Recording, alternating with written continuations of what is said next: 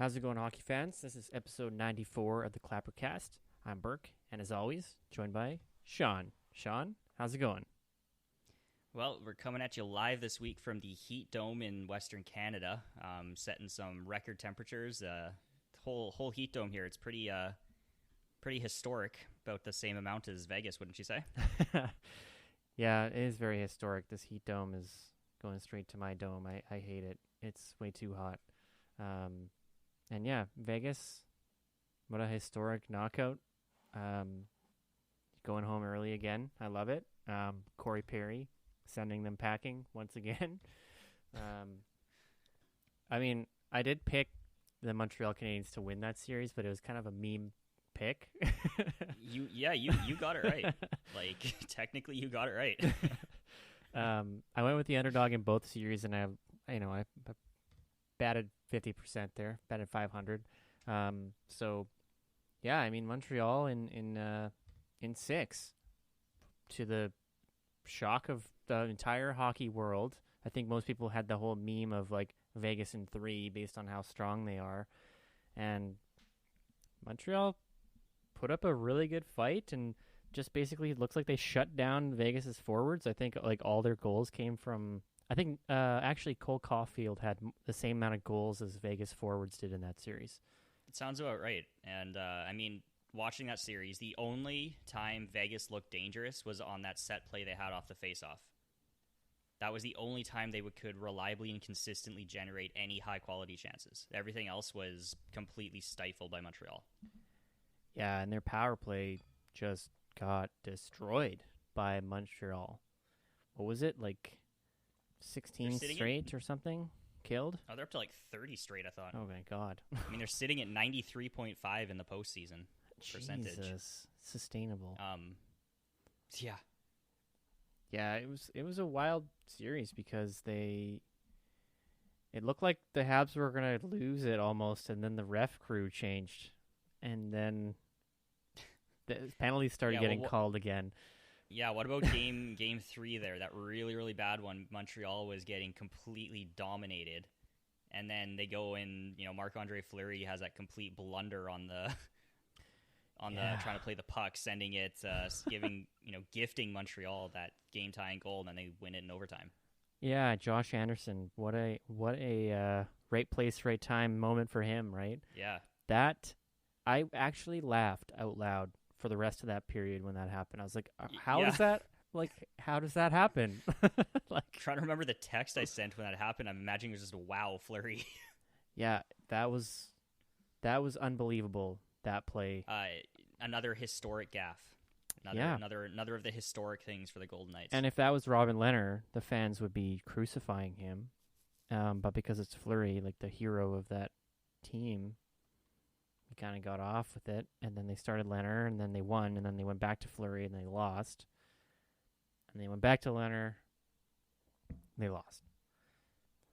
So it's kind of interesting goalie decisions. I mean, after the gaff, you don't want to destroy his confidence, I guess, but you shake it up, you go with the other goalie, and then he wins, and you don't keep him.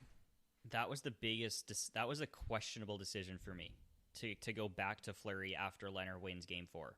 Yeah. You've got two fully capable goalies. I get Fleury's been on fire this season and was really good so far up and through the playoffs, but sometimes you kind of have to take that hot hand. And, Lehner won the game, but you go back to the goalie who's just coming off of losing your team the game. Yeah. And they alternated all year.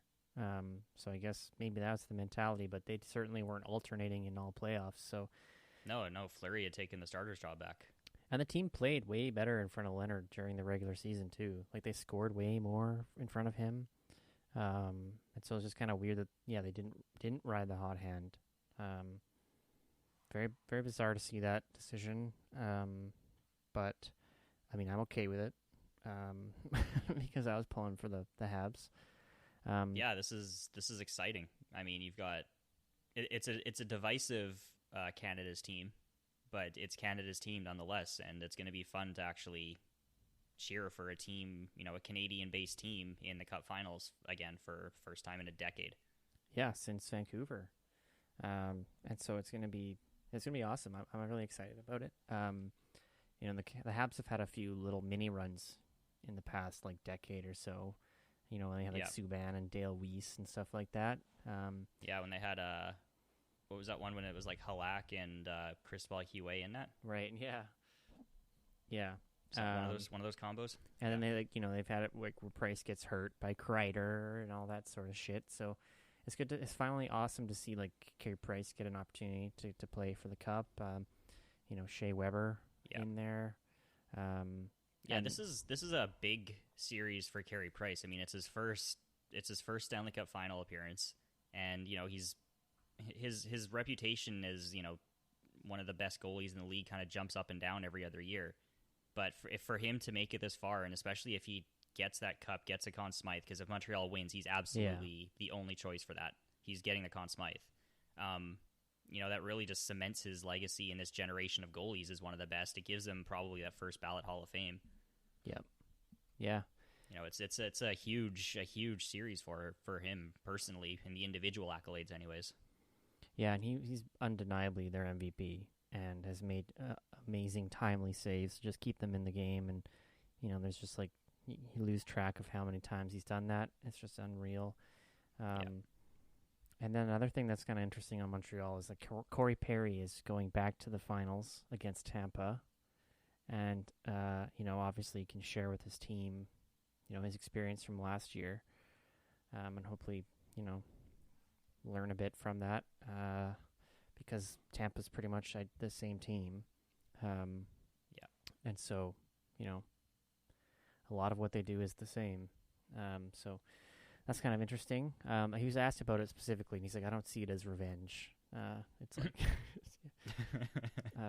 but I mean, Corey Perry in those games. I mean, he was the topic of a lot of conversation because he got that big high stick that wasn't called in game 3 or 4 or something. Yeah, I think it was game 3. It was game 3. It was probably the really bad one. Yeah. And so. He got like a huge gash on his nose, and it was just clearly a penalty and didn't get called. And then he's out there with the guys after the game and just like has a huge cut on his nose. Montreal wins. He comes running down the tunnel. He's got blood all over his face and jersey, and he's just standing in the background watching. Yeah, his redemption arc is near completion. I mean, a lot of people hate him, but he's kind of turning people around a bit, I think, this year.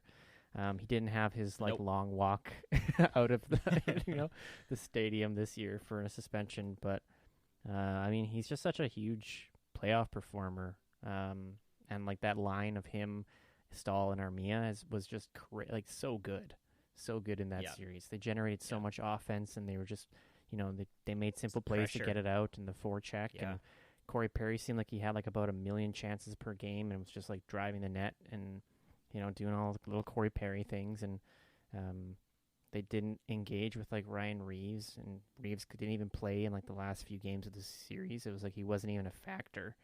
They stifled his attempt at gaining momentum, and that line just wears the opponents down with physicality. A little bit of speed with Armia. It's just a good shutdown, momentum gaining line. Yeah, it was awesome to see that.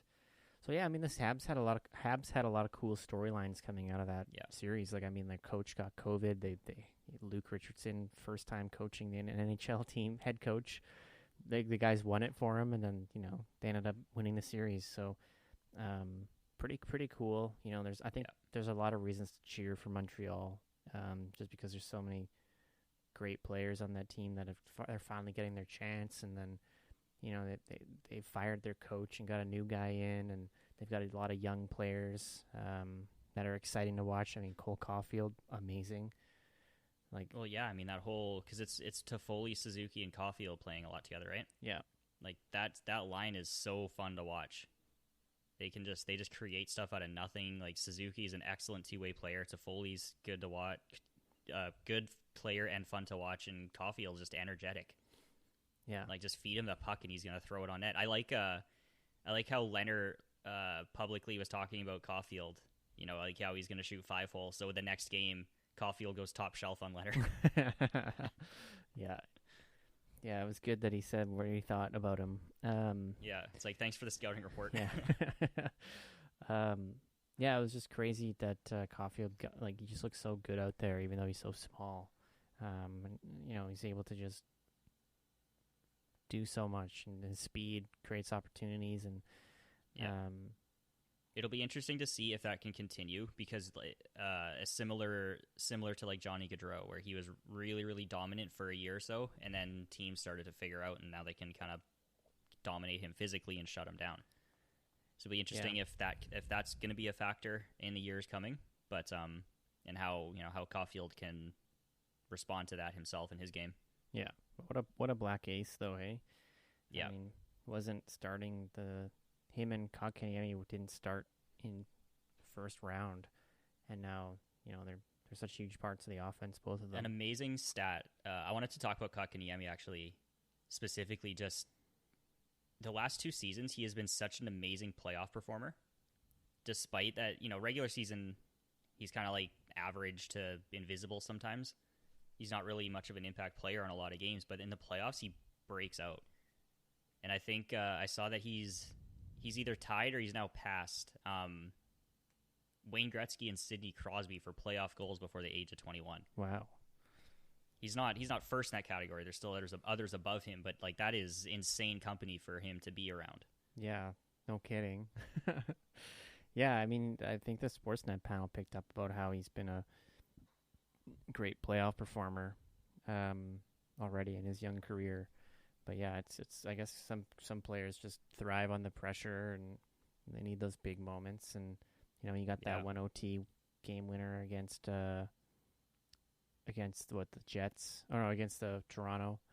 And so yeah, I mean, I think he had a bit more of a quieter series on the score sheet against Vegas, but he still looked good. He was still hitting guys and getting turnovers or takeaways, and yeah, really good series. I mean, they just had so much good shutdown of Vegas's forwards.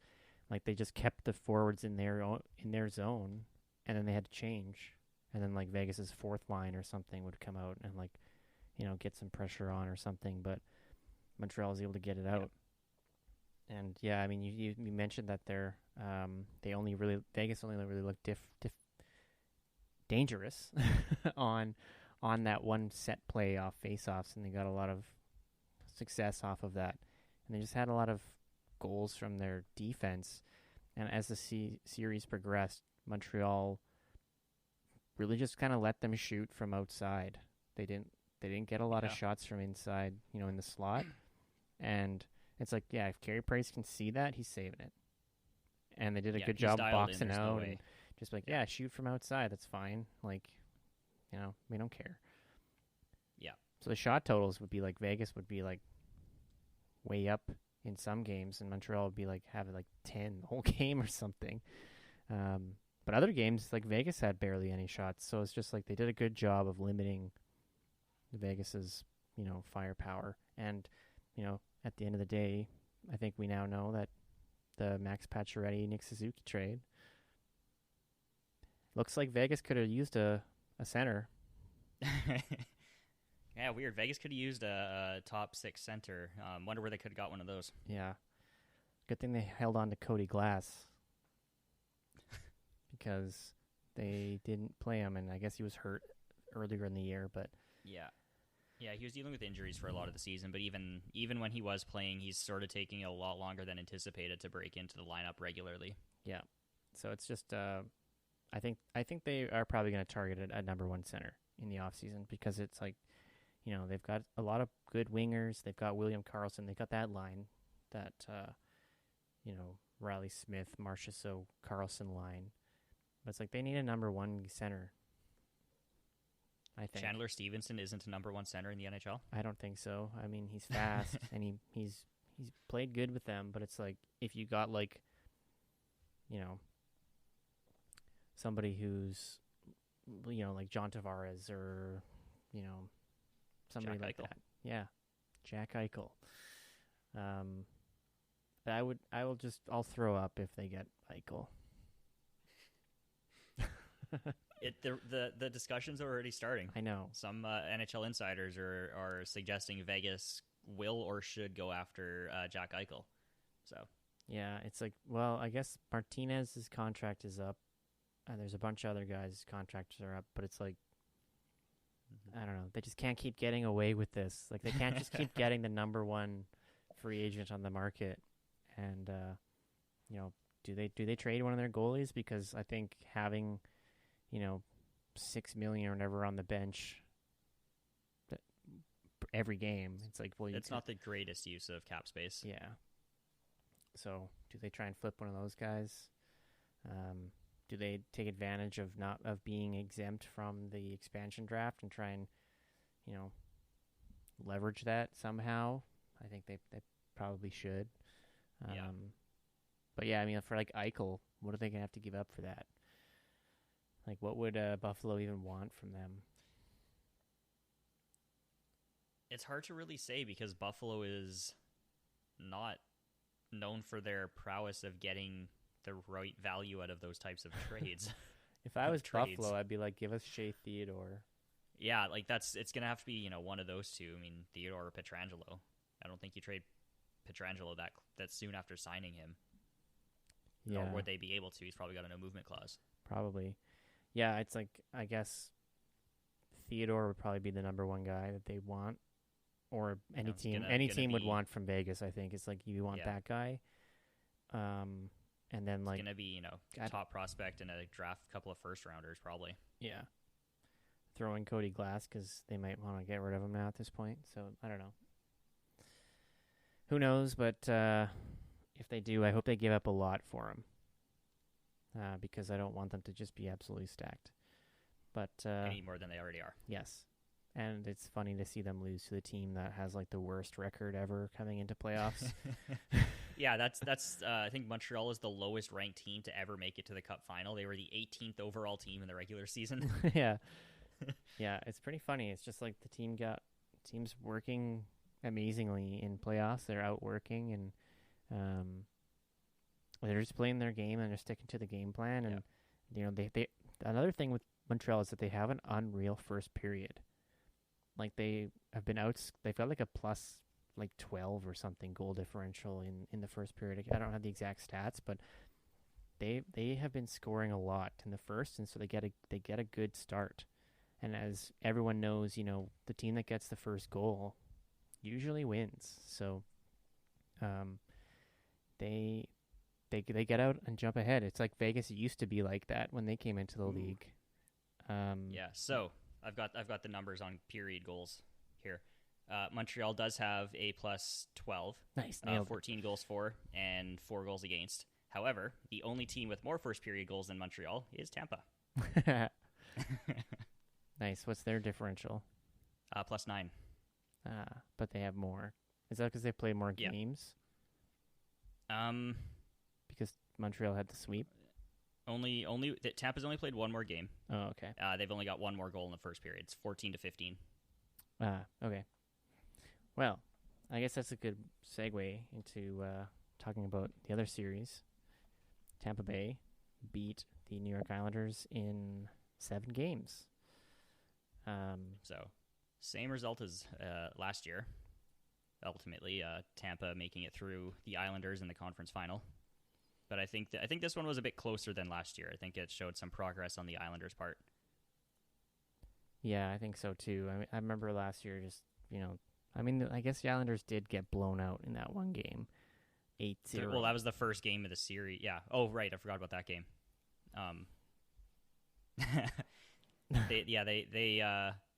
They got blown out in game 1 of last year's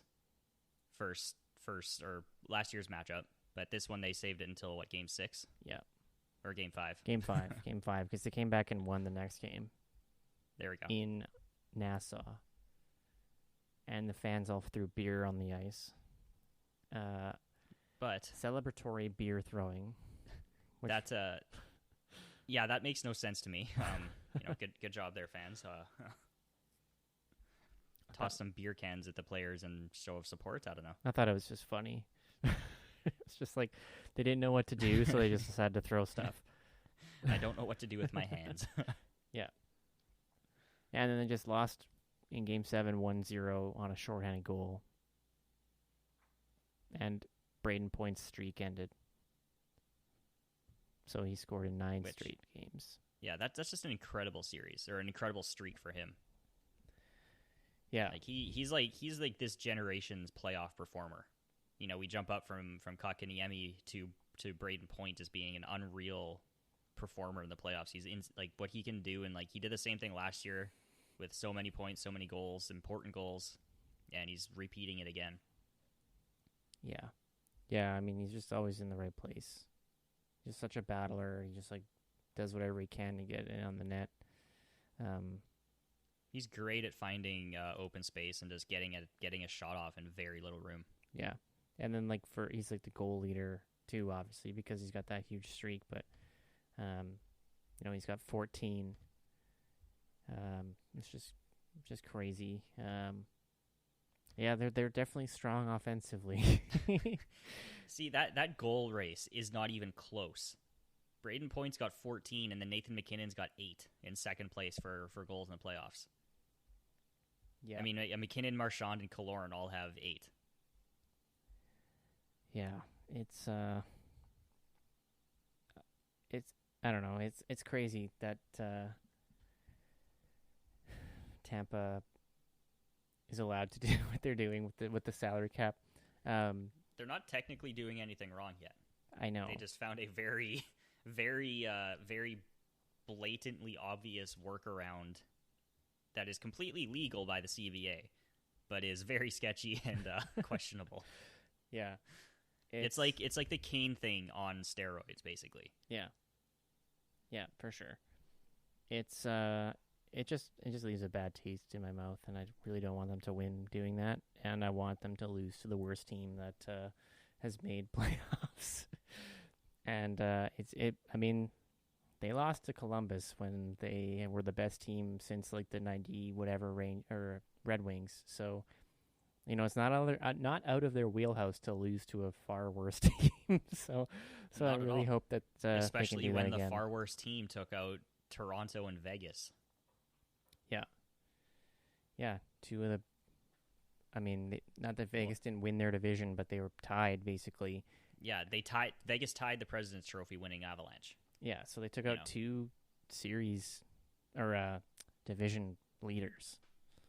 Essentially, yeah. Yeah. So this is really just the North Division establishing dominance. yeah. It's funny because everyone was saying that North Division sucked and they wouldn't win against any real teams. And it's like, okay, well, what you got? Like, bring it. Yeah. So yeah, I mean, I don't know what to expect moving forward. I mean, I watched most of the games, Tampa versus the Islanders, and I look at the Islanders just, I don't know. They played really good in Nassau and didn't in Tampa Bay in the last 2 games. To have their playoffs ended in a shorthanded goal, that sucks, in a 1-0 game. And against the same team. I mean, it was kind of building a really nice rivalry. The games were getting pretty chippy and heated. The Islanders had that line of Martin, Clutterbuck, and Cizikas just flying. And that line is, for years now, it's kind of been one of the better fourth lines in the league for what they can do. Yeah. To have them together to be able just to wear down the opposition is like a enhanced version of what Stahl, Perry, and Armia were doing. Yeah. The Islanders have that line, and it can dominate in its own way. It's not particularly offensively talented, but they're going to hit you like 14 times per shift and wear you down. Yeah. One thing I wanted to mention about the Islanders is that I think Pajot got hurt somehow. There was a clip where he was like reaching for a pass or something, and it looked like he hurt, like, I don't know what, his wrist or something. And in the series against Boston, he was winning the face-off battle against Patrice Bergeron. Like he shut him down basically. And then in this series, after he got hurt, he really didn't look the same. He wasn't able to like win up faceoffs. He wasn't taking as many faceoffs. Yeah, that's totally right. And then he wasn't really generating any offense either. Yeah, after those first two series, Pajot was kind of in the discussion for the Islanders' Conn Smythe nominee, just with how dominant and how much he'd been leading that team offensively and defensively. Everything, all things considered, he was tied for second in the team's playoff scoring, 13 points. But then, yeah, like you said, he got hurt, and then in most of that Tampa series, he was fairly invisible. You didn't see much dominance from him. He kind of really regressed a bit. So you have to probably imagine that he got hurt on that exact play you're talking about. And just, with it being an arm and upper body thing, of course, it's going to be a huge detriment to a face-off guy, a center who's primarily putting up assists and passes and stuff. Yeah. Yeah, and, it just, when they're playing against Boston, they would just ice the puck and then just win the face-off. And then against Tampa, it's you can't do that if Pajot's hurt. Because he's not there to just instantly win the face-off. So, yeah, it was... I think that was a huge knock against them when he got hurt. That they just didn't have the depth to take down Tampa without him at 100%. And then also, I guess I should mention that that Mayfield cross-check on Kucherov, that was... uncalled, even though the ref was right there. It was the same refs that didn't call shit in the Montreal Vegas game too, which is really telling of the quality of certain officials that you're looking at this stuff, the guy's watching it happen and he just ignores it. Yeah, there's the clip where Suzuki got punched in the face by Braden McNabb and the ref is literally right there looking at it, and it's that's fine. Yeah. So yeah, it's just that crew is just brutal. They better not be getting a single cup final game. No, I think the other one was Eric Furlat and Sutherland. Yeah, they just once they came into that Montreal series, it was yeah, this is more fair. Yeah. See, and that's the thing. It's people were talking about the about the whole issue being the discrepancy in penalty calls, one team getting more than the other, and it's not that. If one team does commits more infractions than the other, then it's fine for them to have more penalty kills. Yeah. But it's the fact that stuff that is blatantly being missed and not called in front of the refs, and stuff that should be called, like that Corey Perry slash to the face. Even if that was the puck that got Perry in the nose, there's no way to really tell because of where the stick was. That's a high sticking call, 100% of the time, just because of the way it looks on the ice. Yeah. But no one called it, and it's pretty damn obvious what just happened.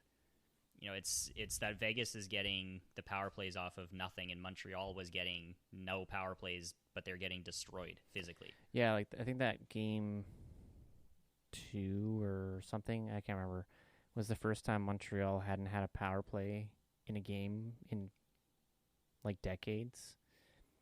It was just wild. It was It's just crazy that and it was just the standard of play. So it was Vegas could get away with murder in those first few games, and then Montreal, Shea Weber literally tried to retaliate and missed and hit the boards, and he got called for a penalty.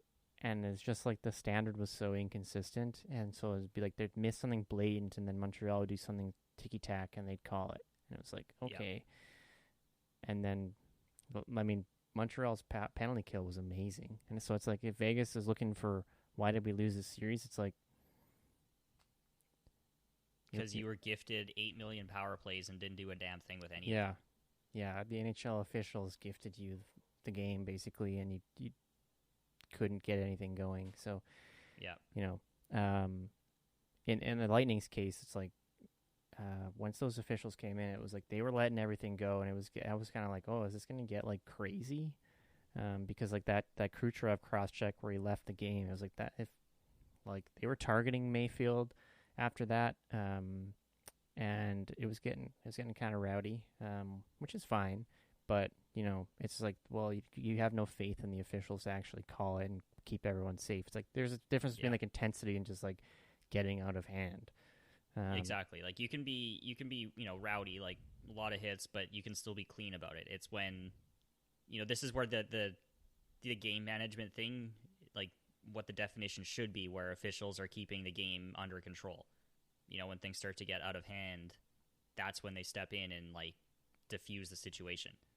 Yeah, I mean that's what it should be. I mean that's how I was always taught as a referee, to use game management, is to keep it under control. It's not like, oh, that team got a penalty, so we got to give this team a penalty. It's like, no, that's stupid. But yeah, I mean, so I guess moving forward here, what are your thoughts on the Lightning versus the Montreal Canadiens? Who you taking? If you had asked me this like a month ago of a potential series like this, I would have said the Lightning in like 2 games. But after the way these playoffs have gone and what Montreal's been doing and the way that they're playing, it's like they have a legitimate shot. Like, I'm just because of wanting the Canadian team to win, I'm actually going to say the Habs in 7. Nice.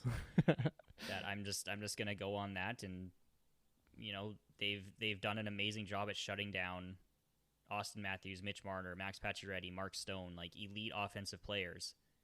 They've completely negated their effect on the game.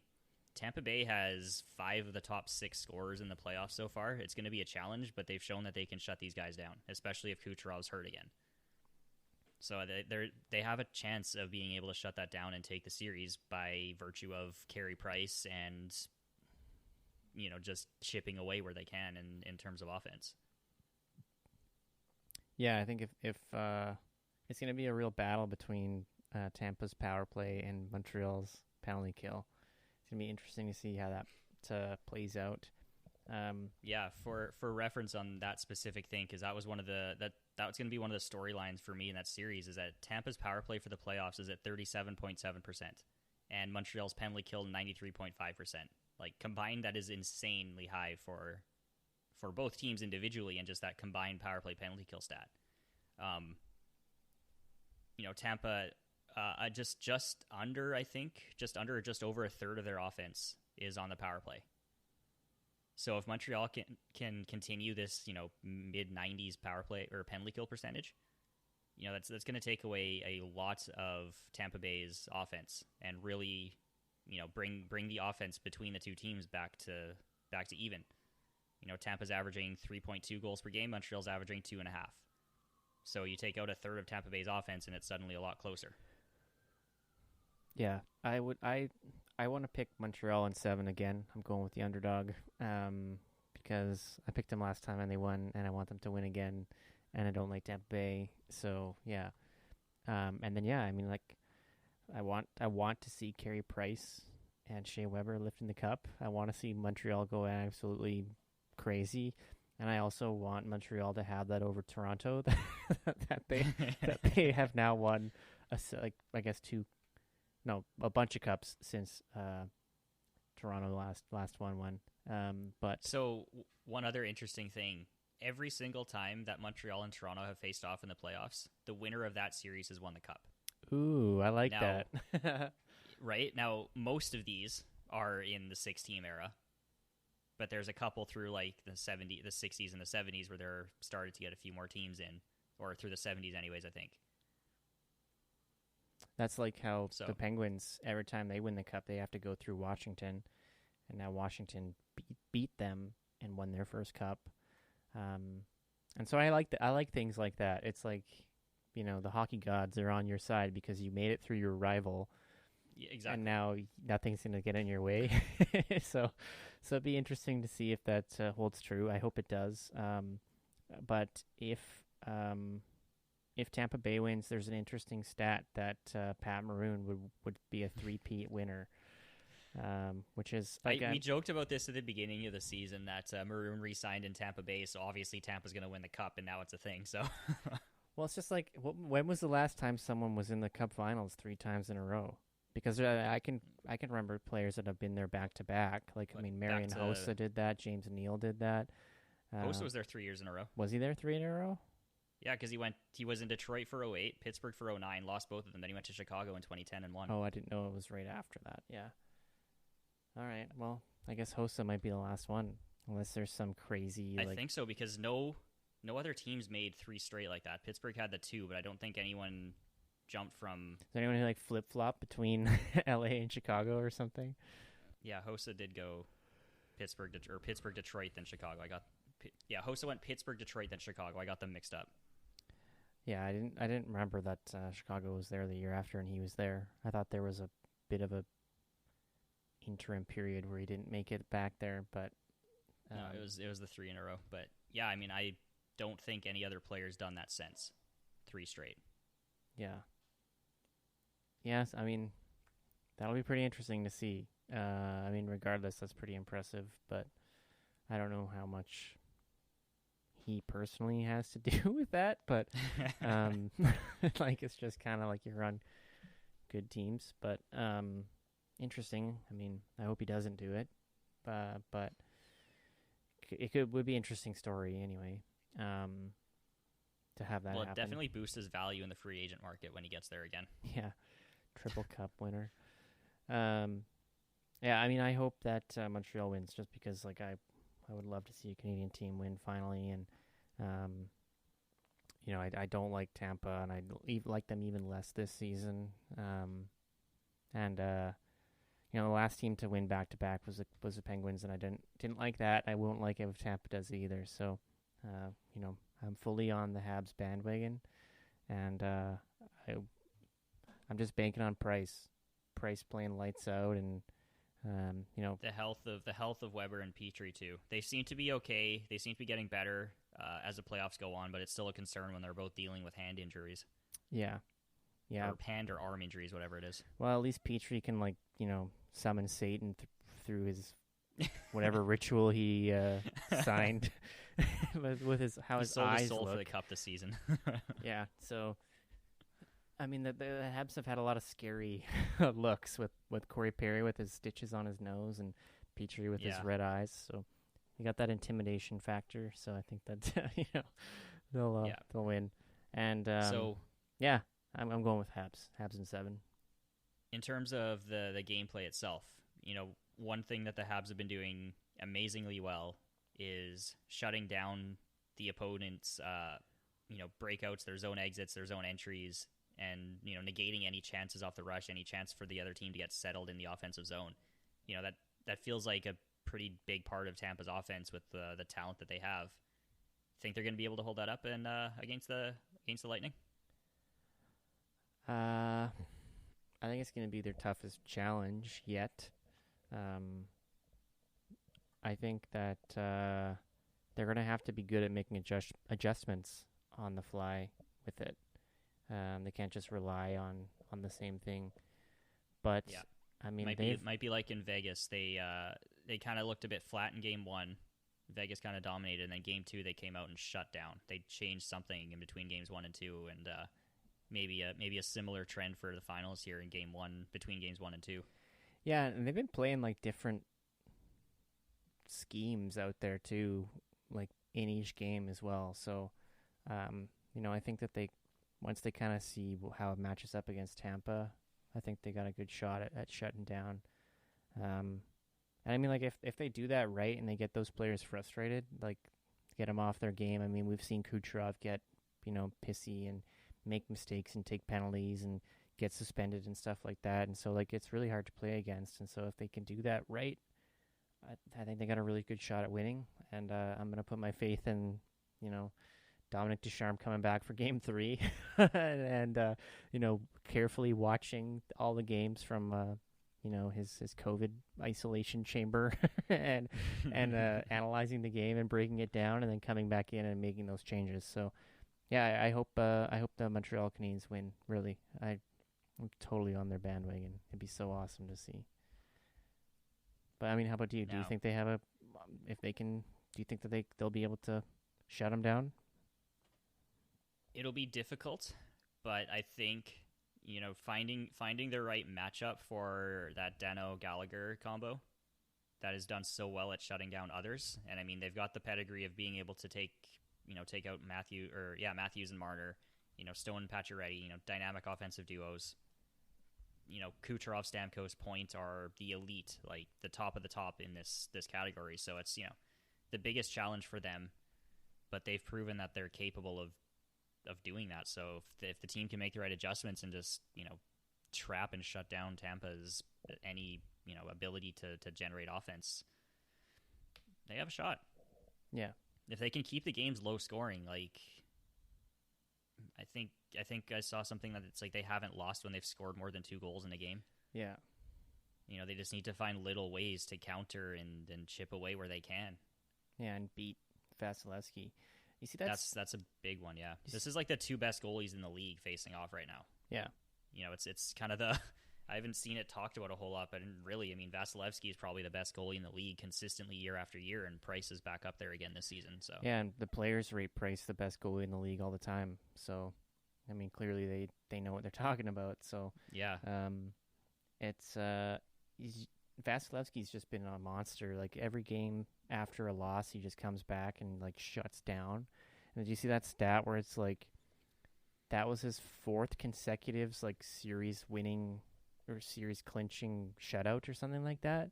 Something like that. It's like, oh my God. Like that's insane. Like, I mean, how much confidence do you get when you've got that guy in net after a loss? It's like, he's just going to shut it down. Yeah, you're not gonna have to worry about what's behind you. You can just focus on your own game out front and put pressure on the other side. If the goalie's gonna shut down like that. Yeah, so it's I think that's gonna be the matchup. Really, is Price versus Vasilevsky. Like it's gonna be, like you said, 2 of the best goalies in the league going head to head. I mean, last year in the playoffs, it was like Khudobin looked. It was not a match. It was not a good match. Like Khudobin was flopping around all over the place, and he was doing his best, but it was like. That was clearly Tampa had the advantage in net. And this year it's not as clear cut. It's like these are 2 of the best goalies. They're both, top in the league in playoffs and as far as all the different stats. So, who's gonna win that battle? It's gonna be fun to watch. Yeah. Well, here's to another hopefully exciting Stanley Cup Finals. Yeah, and hopefully it goes 7 games because I'm not ready to not have hockey to watch. That wraps things up for this time here on Clappercast. Make sure you rate and review this episode and toss a follow or subscribe our way. For more content, you can follow us on Facebook or Instagram at Clappercast Media or on Twitter at Clappercast. Thank you all for tuning in, and we'll be back next week with more hockey talk.